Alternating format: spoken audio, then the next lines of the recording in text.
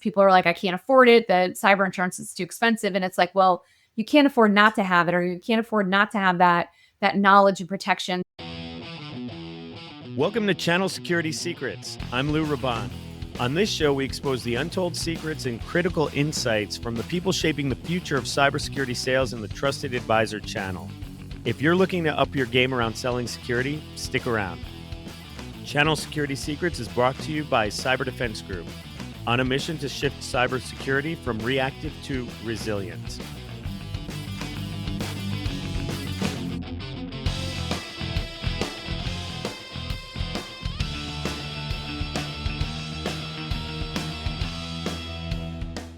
Hi, everyone. I'm delighted to chat with our guest today, a two-time founder in the channel marketing and growth space. She's been a faculty member and training and content development writer with CompTIA for 10 years and counting. She's served as a board member and advisor to organizations such as Mega Events Global, Access Earth, and Channel Partners Online. The host of Dell's Tech Talk show and the host and moderator for Dell's Women's Entrepreneur Network and Dell for Startups Empower Hours. She's currently the founder of channelWise. Kathryn Rose, welcome to the show. Thank you for having me. Lots of good, experience there. So I'm really excited for this chat. Let's just jump right into it. What do you consider the biggest secret to your success in the channel? Well, in the channel, definitely relationships. I mean, the interesting is we always talk about the fact that you can't get a degree in channel. So you sort of end up here, it's not necessarily on the career path. So, and then when you first get in, people talk about the channel like it's a cult or something, and it's this mysterious thing. But when you really look at it, it is complicated, right? Because you're not selling direct, you're selling to people who sell to people. So it's very complicated. We have our alphabet soup of acronyms. We have all these things. And unlike so many other industries out there, the channel really still relies on face-to-face, right? I think Canalys or Omdia now, they talk about there's like 362 channel events, right? That's only the ones they've culled down. There's probably thousands of them, right? So we really rely on these face-to-face opportunities. And because it is such a small, complicated, messy, but incredible opportunity, the channel, it's such a small space that you do have to have these relationships. So I definitely believe that, relationships, and for me personally, just in my career, relationships have been the key to everything. But I think particularly in the channel, it's important. Yeah, that's a consistent theme we hear. And having just come from a whirlwind of a couple channel events myself, you're spot on. There's just the face-to-face aspect. I think, especially post-COVID, it really strengthened after COVID, because now we find ourselves so much in front of these 2D representations of humans that we really kind of long for the 3D IRL experience. So that is a big strength for channel. And, just as far as we sell security, this is Channel Security Secrets. You don't have to be a security expert here, but do you have any thoughts on what, the effect of security now with the way that people are selling in the channel? I think that, unfortunately, especially in the SMB space, I don't think people take it seriously enough. I really don't. It is not a matter of if, it's when it's going to happen. And folks out there have to prevent that, have to really make sure that they're trying to do as much as they can to prevent it, protect themselves, cyber insurance and all those different kinds of things. But it's more important now than ever to have these experts, your outsourced IT person or whatever, to be able to help you protect your business and your customers' businesses and the people and your customers. So I do think that, there's so much reporting out there about, the fear, everything, but I don't think that you can be afraid enough, to be quite honest with you. I think that, I think that's one main theme that we see over and over, especially again in the small business space. People are like, I can't afford it. The cyber insurance is too expensive. And it's like, well, you can't afford not to have it, or you can't afford not to have that knowledge and protection. So, I think that SMB focused partners especially have to do a much better job of telling the story, not in the fear side, because I think people just, when you it's like when you tell your kids, like, "Don't do this or don't do that because, it's dangerous." They're like, "Yeah, whatever." But making sure that they're understanding the story, not from, like, what they could lose and what other people lose, because I think it's all background noise now, but how you can help protect them, how you can help shape their business so that it infuses these things into it, maybe versus the fear piece of it. But I definitely think that, people just aren't taking it seriously enough. Yeah, yeah, these days, I mean, what we're seeing, right now in the last week or 2, we've just been getting more inbound, incidents, like companies that are hacked and have had not good outcomes with their security. So it's in the age of AI, there's really nowhere to hide, so you absolutely have to. But I think it's a great point that you make about the fear, uncertainty, and doubt or FUD at angle when you're trying to sell security. Not really the best way to go because to your point, people have breach fatigue. And they see things on the news like, okay, well, if Experian can get breached or Visa or some of these extremely large entities, and you know that they're spending tens of millions or hundreds of millions on their security program, it's almost like a throw your hands up and say, well, why should I even bother? But you Well, mentioned it's the something same else. thing with like life insurance. Like, why buy life insurance? I mean, everyone's going to die, right? It's the same thing with that. It's the same argument. It's like you know that you're probably going to get breached, so you need to make sure that you're protected, like anything else. Yeah, when So you I are. think that is Yeah. the biggest message you can send to these folks. So. Big time. No, 100%. And so it's really interesting too, the channel we're talking about relationships and things like that. Security is a trust relationship, and it's when you're talking to someone about your security, often there's some dirty secrets you may not want to share, like, yeah, we haven't really had a proper security program for a while, or yeah, we had an incident a couple months ago and we didn't tell anyone about it, something like that. So the trust advisor channel is so relevant when it comes to security. And it really, that peer-to-peer selling and being able to speak to someone trusted saying, "Hey, can you find me someone," versus trying to Google a security provider or something. I think that's where the strength of the channel lies. So are you seeing that, it's still a smaller representation, but I don't know if you're around, like, what the channel's selling. I don't know if, security is growing, but do you have any stats on that? I don't necessarily have any stats on it. I do think that obviously AI has overtaken the conversation. Has it overtaken the thrust and focus of the partners out there selling it? No, because most of them don't really understand it. Even the customers don't necessarily understand it. And then you have all these reports that like 70% of all these agentic um, um, um, systems that people are trying to put into place will be canceled. It's not going to work because they don't have the data set up properly and things like that. So I think that AI is kind of taking the conversation. And I'm not saying that you shouldn't think about it and think about how you can infuse it into your practice. But obviously, again, security is the number one thing. So I think partners out there, either you shore it up for yourself and your customers, partner with another partner, who it's their expertise. If you don't want to bring it in house yourself, make sure that that you're definitely infusing that into the conversations. And then the AI can also become about security because now, like, the people can deploy agents to go out and do some of these things, and it makes it easier for them to do them. So I think it's important not to get caught up in the hype. I mean, again, I wrote 3 books on AI and I teach it, but I do think that the basics of security and all of the basic building blocks of the IT channel are still just as relevant as they were yesterday. Oh, yeah. Yeah, and you mentioned something about business outcomes as well, tying it to business outcomes. That's why the insurance analogy doesn't always fly. I always kind of prefer to talk about seat belts and airbags and stuff in a car because it helps you go faster. Because sometimes people say, "Well, yeah, we've got enough insurance," or cyber as insurance means it seems passive, where I believe that cyber now is very active, in what a company has to do. So it's probably good advice for any trusted advisor or anyone in the channel. You want to understand your customer's business, and then understand how what you're selling is going to tie to the outcomes of that business, and security being one of those. Absolutely. Well, like in any selling opportunity, it's always about the outcomes, right? It's like what Right. what matters to them, and what matters to, and what matters to their customers, like who are they selling to, and what matters, and how can you make sure that you're assisting, supporting, and helping them grow. Yeah. Yeah. Yeah, so that's key.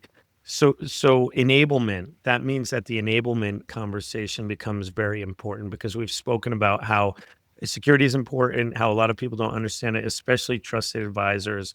And that's one thing that we try to do at Cyber Defense Group. We're basically leading the pack, trying to help educate where the TSDs often will step up their efforts for education too. But just curious what you think about enablement in education. Is there a better mix of that, or how what's the best way to kind of accomplish that? I think, well, we at the Channel Marketing Association, I'm the co-founder of the Channel Marketing Association. We talk a lot about enablement. I mean, that is really the key. The education. I think nobody likes to be nobody likes learning forced upon them. So a lot of people are like, Mhm. oh, you have to take my class. So they just rush through it. But I think that enablement, as you were saying, like how to position yourself as that trusted advisor and get that information to drive better business outcomes. That's a course someone might want to take. That might be an Yeah. education piece someone might want to take versus, oh, just get your certification and whatever. So I think that the enablement conversation, I also think it's important to give them all the tools that they need, right? That not only the a lot of trusted advisors, a lot of partners, we know that they're really terrible at marketing, right? They're really good at perhaps they're good at the tech part or they're good at the sales part, but the marketing piece and that nurturing is so important as you start to grow, because typically these firms start off with referrals. That's how they all start Yep. off. But then they hit that wall and they're like, well, now I need to expand. So now it's important to be on LinkedIn. Now it's important to, do my own events. Don't just go to channel events. Go to end user events and do different things like that. Get those MDF funds and use them to do demand gen and to do lead gen. So I think that enablement discussion is important. And if you're a trusted advisor, if you're a partner out there, one of the number one things is to go back and, have those important conversations with your vendors and ask them what enablement, things am I not taking advantage of? I don't think that partners do enough of that. I think sometimes with the vendors and the suppliers is they just assume that, oh, we're going to get partners and they're just going to go do stuff for us, right? That doesn't work. But at the same time, a lot of partners are like, oh, I'm going to sign up with so and so vendor and they're going to do all this stuff for me. Well, that doesn't necessarily how it works either. So sometimes you have to be Right. the one reaching out and saying, what programs do you guys have that I'm not taking advantage of and how can I take advantage of them? Yeah, so this is great, and it's like I'm taking notes as we're talking because we're trying to figure out that mix. Do we do spiffs? Like is there a way to encourage the trusted advisors to come in and take our enablement training? Like because proactively, I think humans in general are not great at the proactive. That's what we struggle with Yeah, yeah, yeah. constantly. Yeah. So someone taking a training course on security, when they don't have it, when they've got 18 data center deals coming in or UCAS, CCAS, all that other usually higher more represented technology in the channel that they're selling. How do we enable or how do we encourage them to get enabled proactively? Do you have any kind of hints or tips, Well, I think tricks? the first thing is education needs to be boiled down into what actually matters. Like, what do they actually need to walk away from? I mean, sometimes these courses are super long for no reason, right? Like, let's Mm, figure out what are the top 10 things that I want these people to walk away from this course or this training on that will get them where they need to go, because we know everyone has a limited amount of time. So let's like boil it down, right? I think that's one of the first things. I'm not opposed to spiffs or different kinds of things, or different levels of tiers. I mean, people are tired of the gold, silver, bronze, but it still works, right? Because that's just that's those incentives. So I think that I'm not opposed to that. I just think that it has to still be worth their time, right? If you're going to spiff someone to do it, like, okay, what's my time worth? Okay. So I think that that's really important. I think from a vendor perspective, those are good signals that a partner is strategic with you because they're taking your trainings and they're doing those things.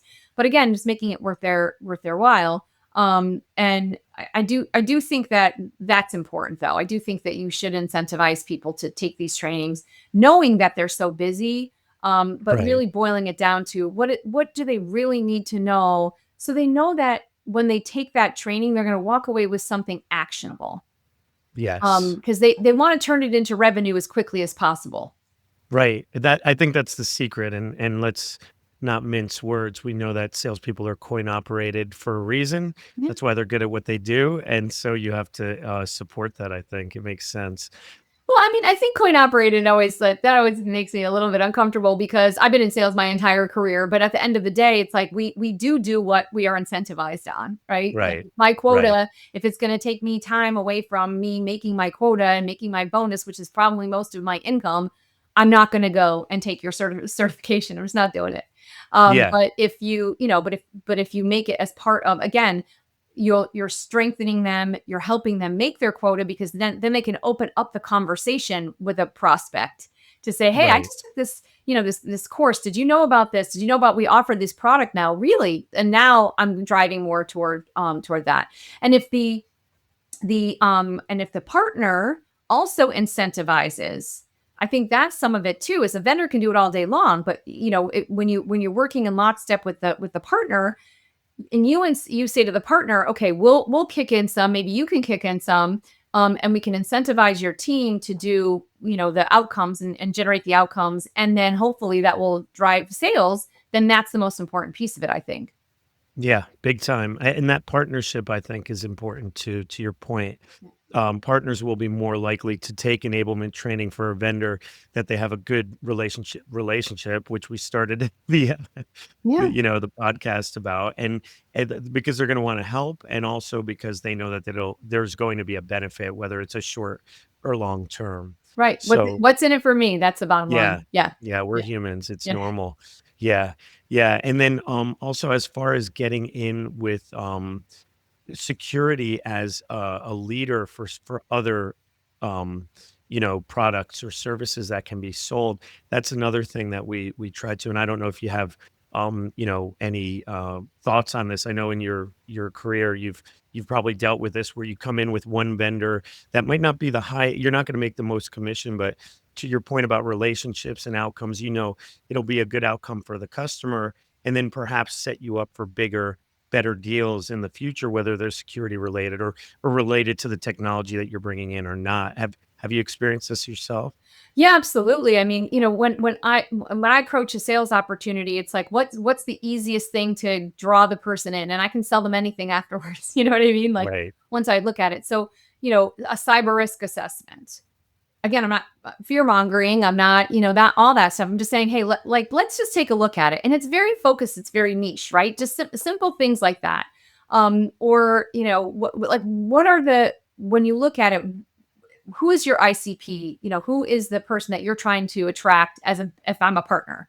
Like, am I dentists? Am I doctors? Am I like, what is it that I'm the customer that I'm going after? And then what would be key to them to help them, like, let's secure your patient records, or, I mean, sometimes I go into these, I just went into my doctor the other day, and they didn't even have like a secure Wi-Fi thing. Like, usually it opens in another browser. I don't know. Obviously I'm not a cybersecurity person, but I was like, wait a second, this is like literally open.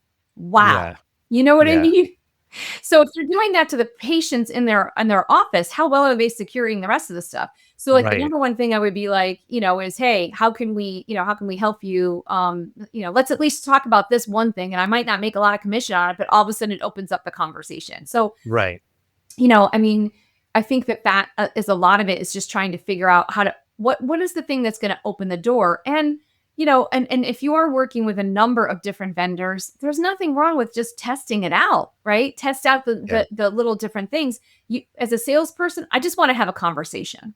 And Yeah. if that's cybersecurity, that's great. If it's phone systems, that's great. If it's whatever it is, if they need new laptops, whatever that is, that my customer is gonna a new logo potentially, or even a current customer is gonna open up a conversation to do more business with me. That's where I'm going with it.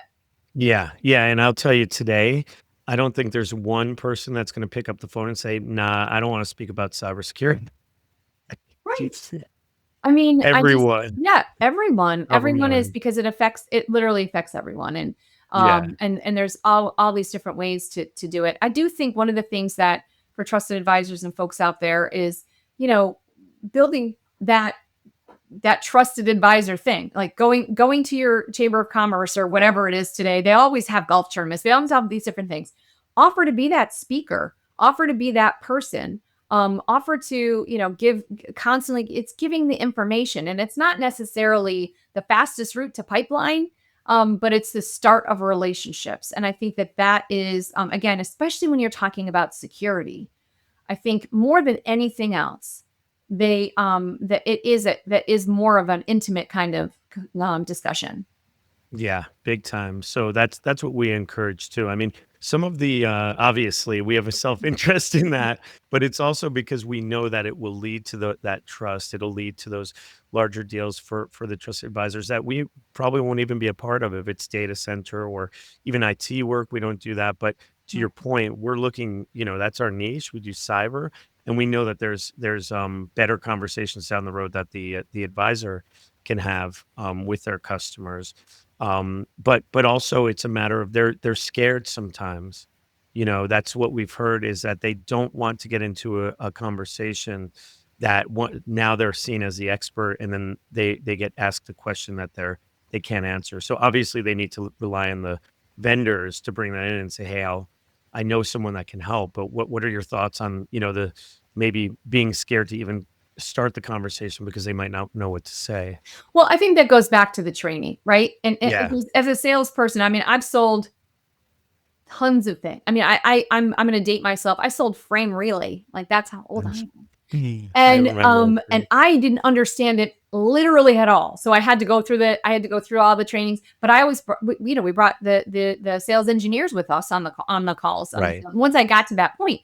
But it's like, how can I give the trusted advisors enough information that they feel comfortable having those initial conversations? And there's nothing wrong with saying, "Hey, that sounds like a much deeper conversation. Let's have another one, and I'll bring my cybersecurity expert with me," because Exactly. I don't think anyone expects your, your run of the mill, so to speak, MSP or trusted advisor or whatever to be, a PhD in cybersecurity. So I think that being able to ask the right questions and understand and uncover what the prospect is having a challenge with, and then lining up the right resources, you're still the trusted advisor because you're bringing all the right people to the room versus trying to, know everything. And I mean, obviously there are experts or MSSPs, like there are people that's all they do is cybersecurity, and there's nothing wrong with that. I mean, that's could be, again, that's a potential partnership opportunity as well. But I think that the having these initial conversations and then, from your perspective on the enablement side, that's how you can give them the base of education that they need to be able to have those conversations, and then you offer obviously up the expertise to back it up. Yeah. This is like golden information. I hope people are listening. You're This writing me is a check, Catherine with a K. yeah. Just kidding. So I want us to pivot a little back to the AI thing because hey, it's 2026. We got Yeah. to speak about AI. Um, you mentioned, yeah, you could even like put security on top of that with AI, or security is part of it. AI security is data security, and it goes back to data. And I know you've written some books about this. You understand it in a way that you may not be coding LLMs, but you really understand the way that companies are using it and wanting to use it. So, in with AI, and when the AI conversation comes up, do you look at that as the same as security? Do you think if a customer, because everyone's going to have the conversation like, "Hey, I want to do AI." Do you think the trust advisor should steer it back to security? Is there another area they should steer it? Should they avoid it? What are your thoughts? Well, you can't avoid it, right? Because No. you're not really a trusted Yeah. advisor. Like, You're like, who are relevant? but I Yeah. do, yeah, it's super relevant. I think the thing is questioning. What are you using AI for, right? Right. And I think it was Anthropic that just did the research. It's 90% of the people out there. I don't know. Don't quote me exactly on that stat, but the vast majority of people out there are right now using it for what perhaps you and I are using it for, which is help me write a blog post, or Mhm. I have a Polish the proposal I have to do email. or a Yeah. QBR or whatever, right? Yep. And and we have channel GTM for the we have partner GPT for partners that I coded for that is trained on the channel. And then I have So you channel did code GTM. an LLM. Well, I encode the LLM. I made all the assistants and everything that grabbed the right information in. Let me be clear about it. But we have channel GTM for the channel professionals out there. So essentially it's trained on the channel. So you don't have to say Right. act like an MSP and it doesn't know what it is, right? Right. Um, but I think that you again back to business outcomes. Okay, what are you thinking about using AI for? And then you're then now if they're talking about workflows or they're talking about different things. I mean, I just had a conversation with a very, big vendor the other day, and we were talking about workflows and they're asking me questions and like, can AI do this? I'm like, no, it can't do everything. It's not going to do your Right. laundry. All right. Right. It's That's too what I keep, bad. unfortunately, it's just like anything in the beginning, it's being positioned like the panacea to all of our ills, right? AI can do everything um and it can't. So I think that it's all tied into outcomes and it's like what, and then it goes back to how is your data structured? Like what is it where is it breaking? And is it an AI agent or is it just automation? Cuz sometimes Mhm. people conflate those, right? It's not really AI that's working in the background. And it all comes Right. back to business systems and business outcomes. So as you're talking to them, okay, what exactly, are you looking to do with AI? And perhaps the question, the workflow they're looking to do can be completed with AI. There are a lot of folks in the channel that you can partner with, to help with AI. But I'm not saying you should run away from the conversation, but it's not a one and done, right? This is something Right. that has to be implemented over time. Yeah, and the way you're positioning this is exactly again why the trusted advisors have should be earning that title, right? Because it's if you can help take the journey with that customer, even if you don't have all of the answers, then you're going to be the person that they reach out to when they need something and they can't figure it out by a Google search or their AI chatbot. They're going Yeah. to say, let's talk to Catherine. We're gonna, she helped us with that thing before. Let's see if we can now, hey, what do you think about this? And even if you don't have the answer, you're going to be invested in the question and try to help them figure out. Plus, like you said, if you understand how their business operates, you understand what things are important to them, the outcomes they're looking for, the pain points Yeah. that they have, which, I'm not a salesperson by trade. I'm a security practitioner that's learning how much deeper sales is than I ever imagined. And yeah, those pain points seem to be like the number one thing that drive, just like anything. We're talking about human behavior.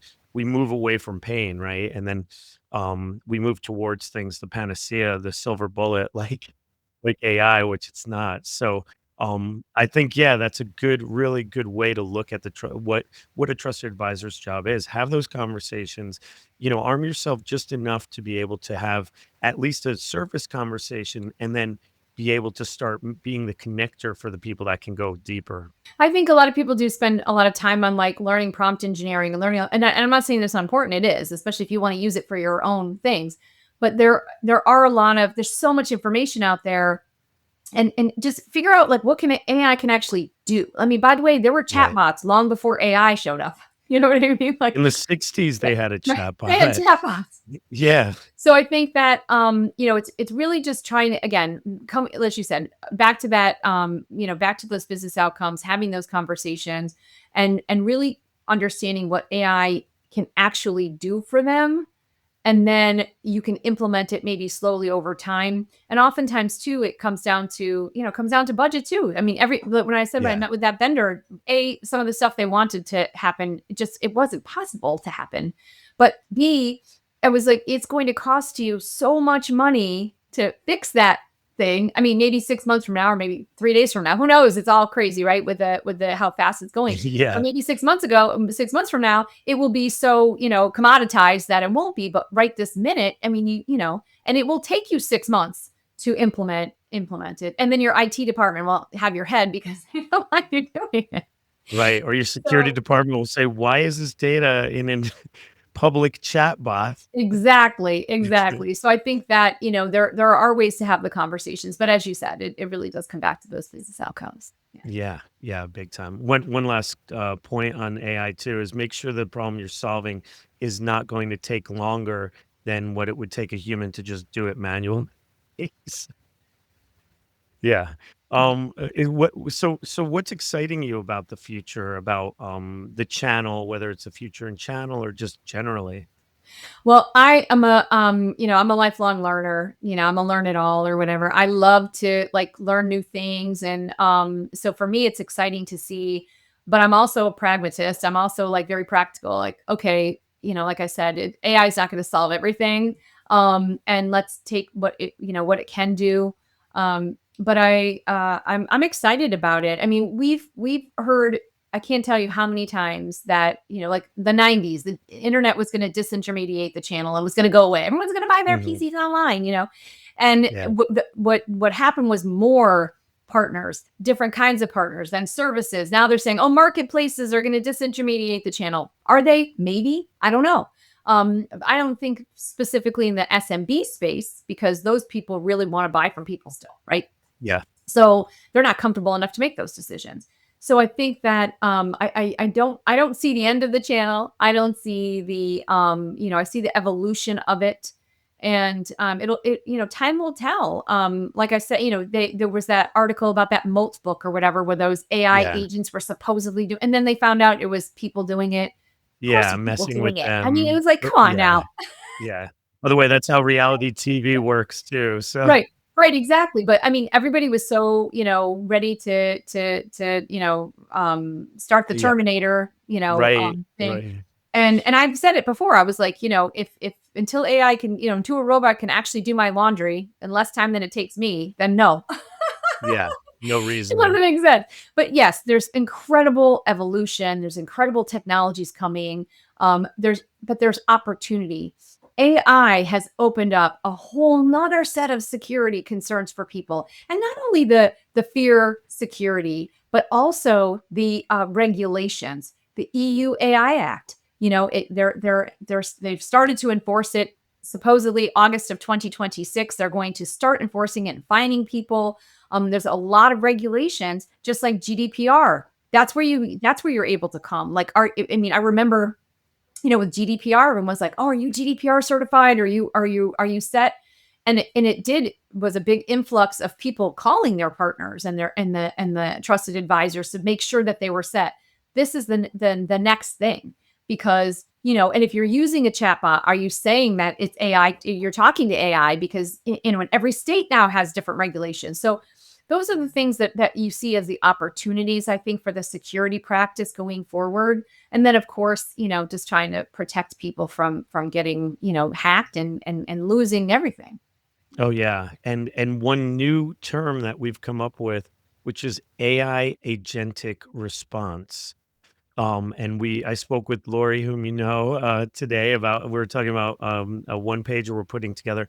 And what that is when an AI agent, whether it does it of its own accord or because it's following instructions, whether they're malicious or not, uses data in a way that causes a breach. Yeah. And that's what's really exciting. To your point, it's a time of disruption, and it's like any other time of disruption. They say, right, when others are enthusiastic, you should be fearful and be, do the opposite. When they're fearful, be enthusiastic. And I think this is the time to be enthusiastic.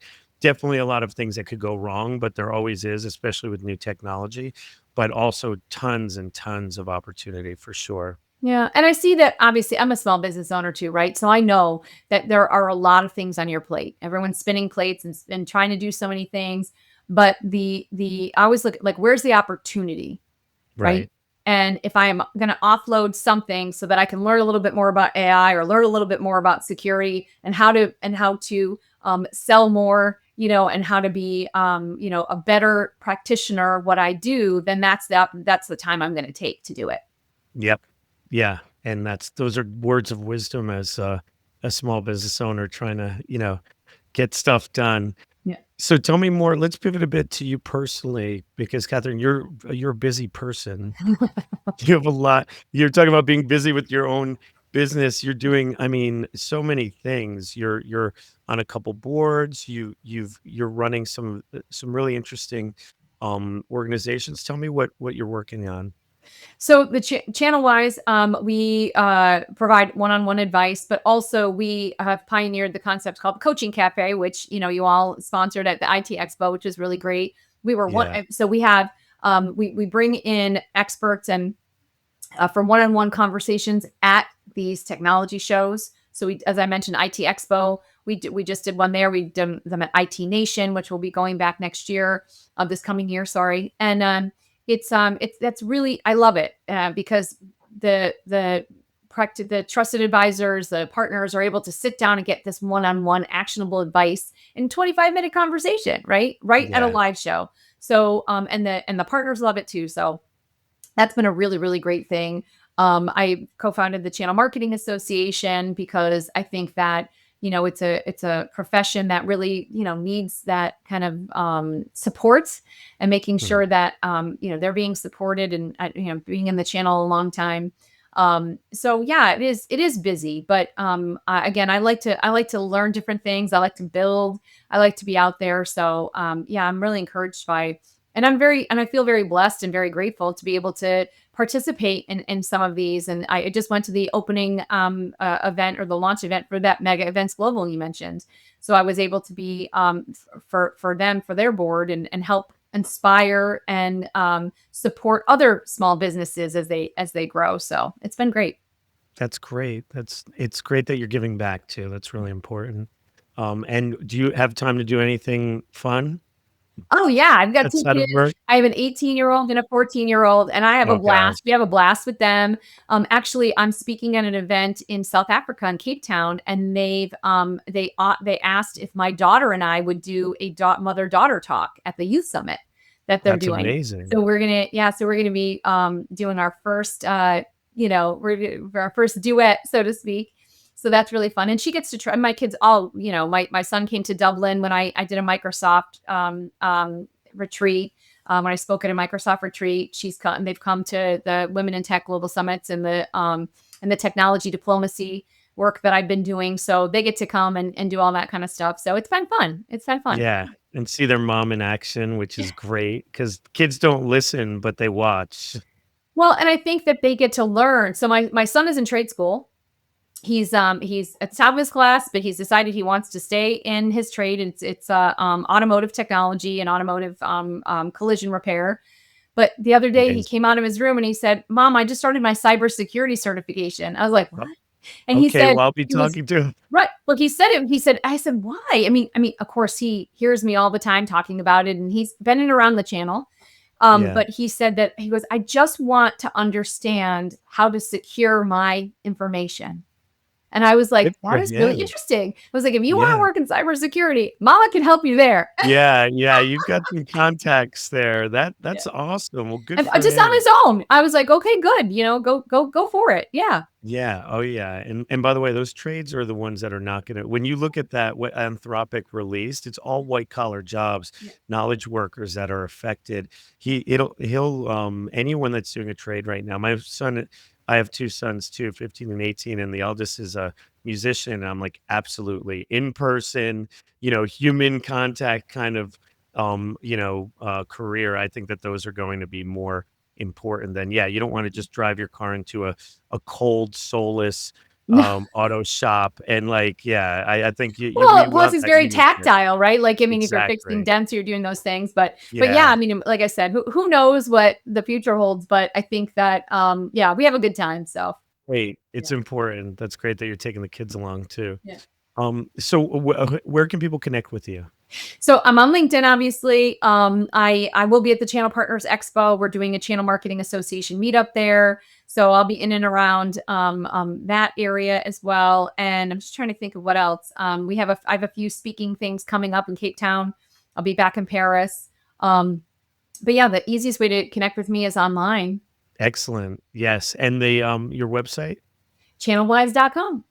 Excellent. Well, thank you, Kathryn Rose. It's been a real Thank pleasure you. getting your knowledge. I mean, definitely deep knowledge of the channel. I hope people have listened and taken copious notes here because there's a lot of goodness.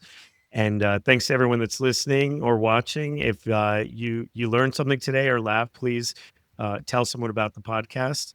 Thanks again, Kathryn. Thank you. And this has been another exciting episode of Channel Security Secrets. See you next time. That's a wrap for this episode of Channel Security Secrets. Thanks for tuning in. For show notes, guest info, and more episodes, visit us at channelsecuritysecrets.com. Channel Security Secrets is sponsored by Cyber Defense Group. When it comes to protecting your business, don't settle for reactive. Partner with experts who build resilience from the ground up.